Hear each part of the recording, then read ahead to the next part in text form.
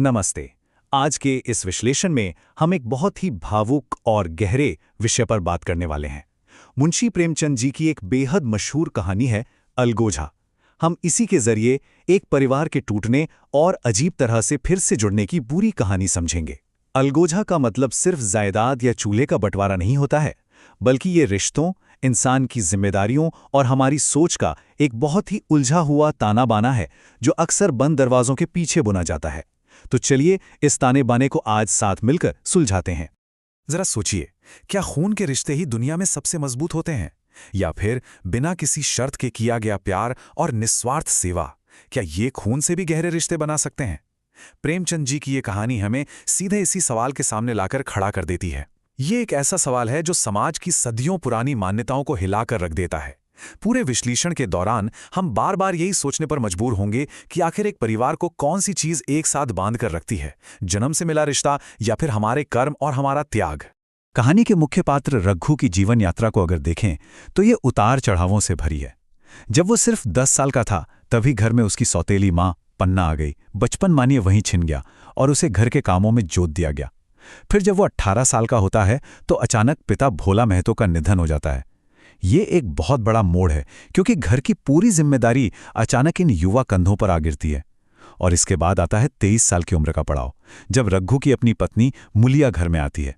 ये टाइमलाइन बहुत जरूरी है, क्योंकि ये दिखाती है कि कैसे वक्त के साथ साथ इस घर की जिम्मेदारियां और रिश्ते पूरी तरह से बदलते चले गए। तो चलिए शुरू करते हैं। अंक 1, अविश्वास की नींव। पिता के गुजर जाने के बाद घर का माहौल कैसा होगा, आप अंदाजा लगा सकते हैं। हर तरफ एक अजीब सा डर और अनिश्चितता है। एक तरफ है सौतेली माँ पन्ना, जो अंदर से बहुत डरी हुई है। उसे पक्का यकीन है कि जिस लड़के से उसने बचपन में दिन रात जानवरों की तरह काम करवाया, वो अब बदला लेगा। उसे लगता है कि अब उसे घर में एक नौकरानी बनकर रहना पड़ेगा। लेकिन जरा रुकिए, इसके ठीक उलट रघु के मन में कोई कड़वाहट है ही नहीं। वो बिना किसी शिकायत या नाराजगी के एकदम शांत भाव से पूरे परिवार का पेट पालने की जिम्मेदारी उठा लेता है। पन्ना का ये खौफ और रघु की ये निस्वार्थ सेवा, इन दोनों के बीच का ये विरोधाभास सच में बहुत मार्मिक है। अब बढ़ते हैं अंक 2 की तरफ, उम्मीदों के विपरीत। हम अक्सर क्या सोचते हैं, यही ना, कि जब किसी के पास पावर आती है तो वो अपने पुराने दुखों का बदला जरूर लेता है। पन्ना को भी ठीक यही लग रहा था, लेकिन यहीं पर कहानी एक बहुत ही खूबसूरत मोड़ लेती है। छोटे छोटे खामोश काम कैसे बड़ी बड़ी गलतफहमियों को तोड़ सकते हैं, ये यहाँ दिखता है। एक दिन पन्ना देखती है कि रघु बदला लेने की बजाय अपने सौतेले भाई बहनों के लिए लकड़ी की छोटी छोटी गाड़ियां बना रहा है। वो खुद उन गाड़ियों को खींच रहा है और बच्चे खुशी से तालियां बजा रहे हैं। ये देखकर पन्ना एकदम सन्न रह जाती है। उसके सारे डर झूठे पड़ जाते हैं। वो हैरान रह जाती है कि क्या ये वही रघु है जिसे मैंने हमेशा नफरत की नजर से देखा था। खिलौने बनाने की ये छोटी सी घटना असल में उस टूटते हुए परिवार को जोड़ने का पहला सबसे मजबूत कदम था। घर में बच्चों को दूध की जरूरत थी, लेकिन पिता के जाने के बाद पैसे कहां से आते? ऐसे मुश्किल वक्त में रघु का निस्वार्थ भाव फिर सामने आता है। वो अपनी सौतेली मां से कहता है, सब सोच लिया है काकी, मेरी ये मोहर नहीं है, इसके 25 रुपए मिल रहे हैं, गाय अपनी हो जाएगी। जरा सोचिए, अपनी सोने की मोहर, जो शायद उसकी अपनी सगी मां की आखिरी निशानी थी, उसे बेचने का ये फैसला। ये दिखाता है कि रघु अपने स्वार्थ से कितना ऊपर उठ चुका था। वो महज एक बड़ा भाई नहीं, बल्कि एक जिम्मेदार पिता बन चुका था। और बस इसी एक निस्वार्थ त्याग ने पूरी बाजी पलट दी। पन्ना का दिल पूरी तरह से पिघल जाता है। वो रघु की वो मोहर बेचने से साफ मना कर देती है और कहती है कि इसके बजाय मेरी हसूली यानी मेरे गहने बेच दो। ये वो पल है जब अविश्वास की सारी दीवारें भरभरा कर गिर पड़ती हैं। अब पन्ना के मन में कोई डर नहीं है, बल्कि रघु के लिए एक ऐसा गहरा अटूट विश्वास पैदा हो गया है जिसे कोई नहीं तोड़ सकता। एक सौतेली माँ और बेटे के बीच ऐसा साफ और सच्चा विश्वास सच में बहुत दुर्लभ और शक्तिशाली होता है। और अब आता है कहानी का सबसे तनावपूर्ण हिस्सा, अंक 3, अपरिहार्य विभाजन। रघु अब 23 साल का नौजवान है। पन्ना की जिद पे ही उसकी शादी होती है और उसकी पत्नी मुलिया का घर में आना होता है। लेकिन मुलिया का आना इस शांत घर में एक ऐसा तूफान लेकर आता है जिससे बचना अब असंभव था। मुलिया को ये पूरी व्यवस्था बहुत ही गलत और अन्यायपूर्ण लगती थी। उसे लगता था कि उसका पति दिन रात खेतों में पसीना बहाता है और पन्ना महारानी की तरह हुक्म चलाती है। तो उसने क्या किया? उसने धीरे धीरे असहयोग करना शुरू कर दिया। पहले तो उसने सूखते हुए अनाज की रखवाली करने से लापरवाही बरती। फिर एक दिन तो हद ही हो गई। जब पन्ना खेत से थक हार कर घर लौटी तो देखा कि मुलिया ने खाना तक नहीं बनाया है और बच्चे भूख से तड़प रहे हैं। बात यही नहीं रुकी। मुलिया ने मेले के दिन बच्चों को 2-2 पैसे देने से भी साफ मना कर दिया। ये कोई अचानक हुआ गुस्सा नहीं था, बल्कि एक सोची समझी बगावत थी जो इस घर को सीधे बंटवारे की तरफ धकेल रही थी। अब यहां मुलिया को सिर्फ एक विलेन मान लेना पूरी तरह सही नहीं होगा। उसकी अपनी एक जायज़ कुंठा थी, एक फ्रस्ट्रेशन था।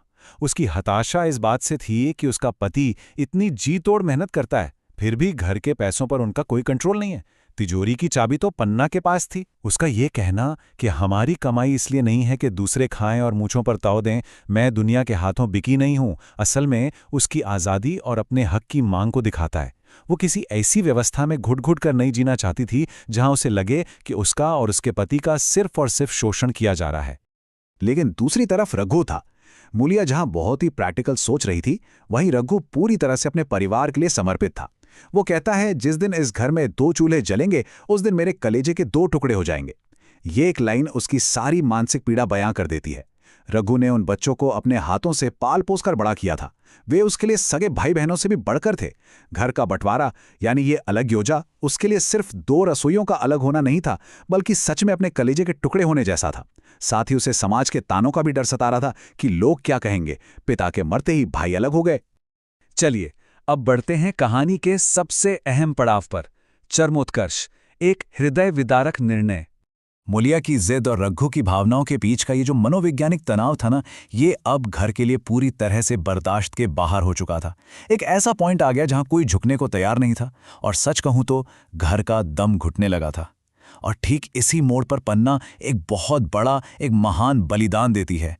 जब वो सुनती है कि रघु अपनी पत्नी और अपनी मां समान काकी के बीच बुरी तरह पिस रहा है और फूट फूट कर रो रहा है, तो वो खुद आगे आती है। रघु को इस भयानक मानसिक यातना से निकालने के लिए वो नियति को स्वीकार कर लेती है। वो रघु को उसके हर एक त्याग के लिए असीम आशीर्वाद देती है। और सबसे बड़ी बात, बिना रघु पर कोई इल्जाम लगाए पन्ना खुद जाकर अपना चूल्हा अलग जला लेती है। जी हाँ, वो ये अलगयोजा खुद करती है ताकि रघु को कभी ये पाप महसूस ना हो कि उसने अपना परिवार छोड़ा है। एक माँ का अपने बेटे की मानसिक शांति के लिए उठाया गया ये शायद सबसे बड़ा कदम था। तो अब अंत में सवाल ये उठता है, क्या चूल्हों के अलग होने से, यानी इस अलगयोजा से, वास्तव में उनका परिवार टूट गया? या फिर विडंबना देखिए कि इसी भौतिक अलगाव ने उनके कड़वे होते रिश्तों को वहीं रोककर उनके उस गहरे भावनात्मक बंधन को हमेशा के लिए बचा लिया। कभी कभी साथ रहने से जो कड़वाहट पैदा होती है ना, वो दूर हो जाने पर सम्मान में बदल जाती है। पन्ना ने बिल्कुल सही वक्त पर अलग होकर रघु के मन में अपने लिए एक ऐसी श्रद्धा पैदा कर दी जो हमेशा के लिए अमर हो गई। इस कहानी का ये पूरा विश्लेषण हमें सच में प्यार, बलिदान और एक परिवार की असली परिभाषा पर दोबारा सोचने के लिए मजबूर कर देता है। खैर, आज की इस कथा चर्चा में हमारे साथ जुड़ने के लिए बहुत बहुत धन्यवाद। मिलते हैं अगले विश्लेषण में एक नए विषय के साथ।